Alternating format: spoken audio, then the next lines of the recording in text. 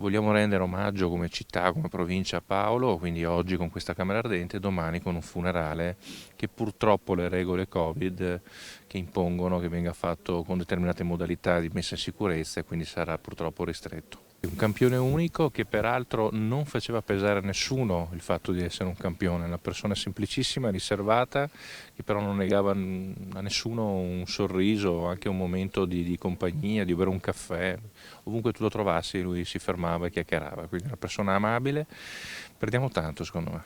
C'è qualche aneddoto che ricorda particolare? Beh, un aneddoto che amiamo ricordare tutti è quando nell'82 venivano chiusi i negozi per le partite della nazionale e fuori dai negozi trovavi scritto, città vuota naturalmente in quel momento, il biglietto, scusate la chiusura ma siamo chiusi perché gioca Paolo Rossi, quindi non giocava la nazionale ma giocava per i Vicentini Paolo Rossi. Si ricorda le prime volte che è venuto qui allo stadio Menti? C'era, c'era Rossi, c'era Pablito? C'era Pablito, mi portava mio padre nei distinti qui di fronte a noi, erano distinti fatti anche in maniera fisicamente diversa rispetto ad oggi e mi ricordo benissimo che sulle braccia di mio padre, sulle gambe di mio padre vedevo la partita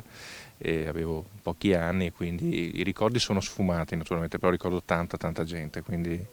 tanta gioia perché poi erano anni belli in cui il calcio era bello da vedere e c'erano anche uomini in campo di altri tempi.